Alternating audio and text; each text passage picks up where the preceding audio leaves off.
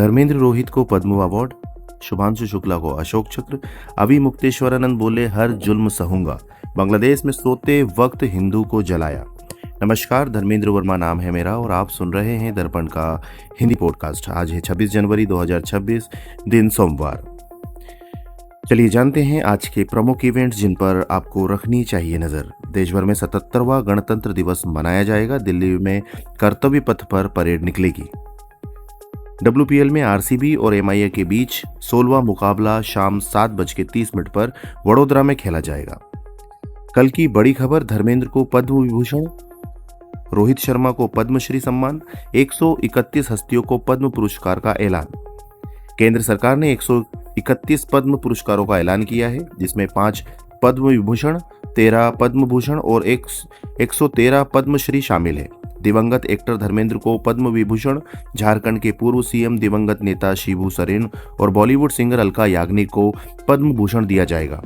रोहित हरमनप्रीत को Padma Shri, cricketer Rohit Sharma, para athlete Praveen Kumar, महिला cricket team की कप्तान हरमनप्रीत कौर, हॉकी प्लेयर सविता पुनिया और एक्टर आर माधवन को पद्मश्री सम्मान से सम्मानित किया जाएगा। पद्म पुरस्कार विजेताओं में 19 महिलाएं। जिन 131 हस्तियों को पद्म पुरस्कार दिया जाएगा उनमें 19 महिलाएं हैं। माफ कीजिएगा, 6 विदेशी NRI, POI, PIO, OCI category के लोग भी हैं। 16 हस्तियां ऐसी हैं जिन्हें मरणोपरांत पुरस्कार दिए जा रहे हैं।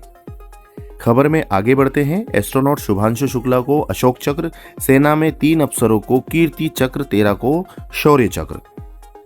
गणतंत्र दिवस के एक दिन पहले रविवार को केंद्र सरकार ने गैलेट्री अवार्ड और सर्विस मेडल की घोषणा की। एस्ट्रोनॉट और एयरफोर्स के में ग्रुप कैप्टन शुभांशु शुक्ला को अशोक चक्र से सम्मानित किया जाएगा। वहीं 3 अधिकारियों को कीर्ति चक्र और 13 को शौर्य चक्र दिया जाएगा। शुभांशु अंतरिक्ष में 18 दिन रहे थे। शुभांशु शुक्ला भारतीय वायुसेना के ग्रुप कैप्टन, टेस्ट पायलट और भारतीय अंतरिक्ष अनुसंधान यानी कि इसरो के अंतरिक्ष यात्री हैं। उन्होंने 25 जून 2025 को नासा के एक्सियम मिशन के तहत इंटरनेशनल स्पेस स्टेशन यानी कि ISS की यात्रा की थी। वे ISS पर 18 दिन रहे थे। उत्कृष्ट सेवा के लिए 982 मेडल। इस बार police, fire brigade, home guard, civil defence और करेक्शनल सर्विस से जुड़े 982 कर्मियों को बेहतरीन उत्कृष्ट सेवा के लिए सम्मानित किया जाएगा। उनमें माफ कीजिएगा, इनमें 125 वीरता पदक, गैलेट्री मेडल्स भी शामिल है। अभी मुक्तेश्वरानंद बोले कितने भी जुल्म कर लो पीछे नहीं हटूंगा। डिप्टी CM प्रयागराज पहुंचे। प्रयागराज में स्वामी अभी मुक्तेश्वरानंद और मेला प्रशासन के बीच 7 दिनों से विवाद जारी है। अभी मुक्तेश्वरानंद ने कहा, हम इनकी भाजपा आंख की किरकिरी बन गए हैं। कितना भी परेशान करे, मैं पीछे नहीं हटूंगा। जितना हमारे ऊपर जुल्म होगा उतनी ही मजबूती से खड़ा उठूंगा।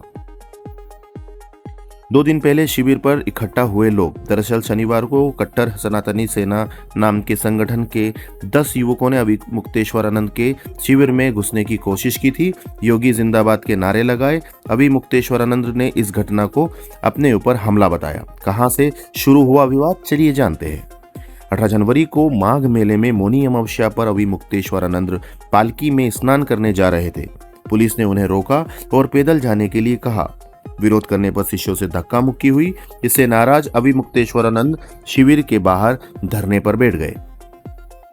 बांग्लादेश में एक और हिंदू को जिंदा जलाया। गैराज में सो रहा था, बाहर से आग लगा दी। बांग्लादेश में नरसिंदी जिले में एक और हिंदू युवक को जिंदा जलाकर हत्या की गई। 23 साल का चंचल भद्र भौमिक मैकेनिक का काम करता था। स्थानीयों ने बताया कि वो गैराज में सो रहा था, तभी देर रात उपद्रवियों ने बाहर से शटर पर पेट्रोल डाल दिया और आग लगा दी। 40 दिनों में 10 हिंदुओं की हत्या। इससे पहले 18 दिसंबर 2025 को मेमन सिंह जिले में हिंदू युवक दीपू चंद्र दास को भीड़ ने पीट कर मार डाला था। उसके शव को पेड़ पर लटकाकर आग लगा दी गई थी। पिछले 40 दिनों में 10 हिंदुओं की हत्या हो चुकी है। खबर में आगे बढ़ते हैं। जम्मू कश्मीर में बर्फबारी, हिमाचल में तापमान -7 डिग्री सेंटीग्रेड, 1300 से ज्यादा रास्ते बंद। जम्मू कश्मीर की भद्रावाह घाटी में लंबे इंतजार के बाद इस मौसम की पहली बर्फबारी हुई।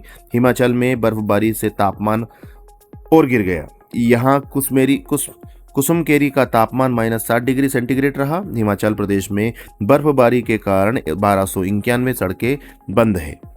यूपी के 20 जिलों में आंधी बारिश का अलर्ट। उत्तर प्रदेश के 20 जिलों में बारिश और आंधी का अलर्ट है। मौसम विभाग ने बताया कि 40 से 50 किलोमीटर की रफ्तार से आंधी चल सकती है। तापमान में 5 से 6 डिग्री सेंटीग्रेड तक की गिरावट आने की संभावना है। भारत ने 10 ओवर में 154 रन चेस किए। न्यूजीलैंड को 8 विकेट से तीसरी टी20 हराया। भारत ने न्यूजीलैंड को 8 विकेट से तीसरा टी20 हरा दिया। बरसपारा स्टेडियम में न्यूजीलैंड ने पहली बैटिंग करते हुए 153 रन बनाए। भारत ने 2 विकेट खोकर टारगेट हासिल कर लिया।